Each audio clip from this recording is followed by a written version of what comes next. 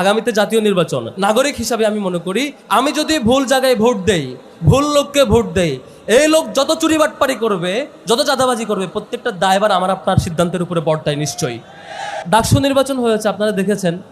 তো এখন দেশে যা যা ঘটছে, যা যা দেখতে পাচ্ছেন মিডিয়াতে, এবং যা যা আশঙ্কা করা হচ্ছে, প্রত্যেকটা ব্যাপার ডাকসুর ক্ষেত্রেও সত্য ছিল। কিন্তু ডাকসু ঠিকই হয়েছে, এবং যাকে নির্বাচিত করবার কথা শিক্ষার্থীরা তাকে ঠিকই নির্বাচিত করেছে। সুতরাং আপনারা ভয় পাওয়ার কিছু নাই, আতঙ্কিত হওয়ার কিছু নাই।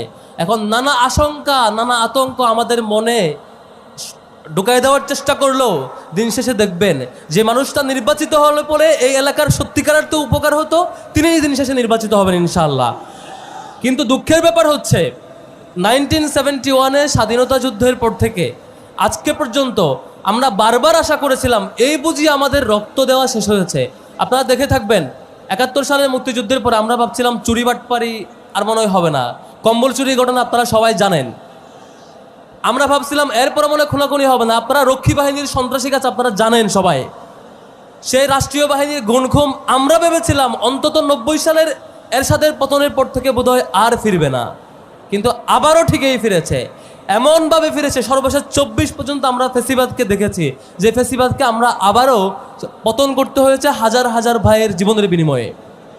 কিন্তু একটা কমিটমেন্ট আমাদের নেওয়া লাগবে, যেটা আমরা বিশ্ববিদ্যালয়ে নিয়েছি। ঢাকা বিশ্ববিদ্যালয়ে আমরা আগে দেখেছিলাম যে বিশ্ববিদ্যালয়ে কয়দিন পর পর সবাই শপথ নেয়, এবার বুঝয় আমরা ভালো হব, আবারও ঠিক আবার মারামারি এবং রাজনৈতিক বাজে কালচার ফিরে আসে।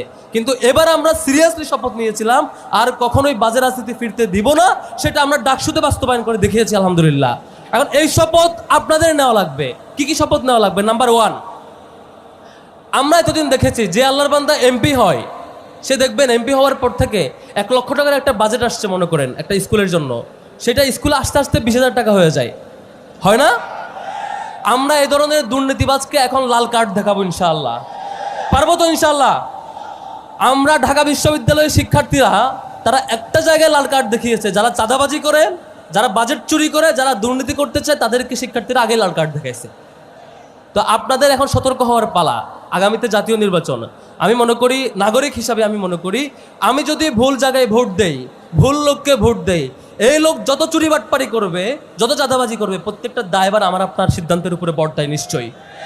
সুতরাং যে কয়েকটা বিষয় সতর্ক থাকবো, তার মধ্যে একটা বলেছি, এই যে দুর্নীতি করে আমরা দেখেছিলাম আগে, এই যে নির্বাচনের আগে দেখবেন বাড়ি বাড়ি এসে ভোট চায় এবং খুব অভিনয় করে যে এবার ভোটটা দিলে মনে হয় দেশ পাল্টায় যাবে।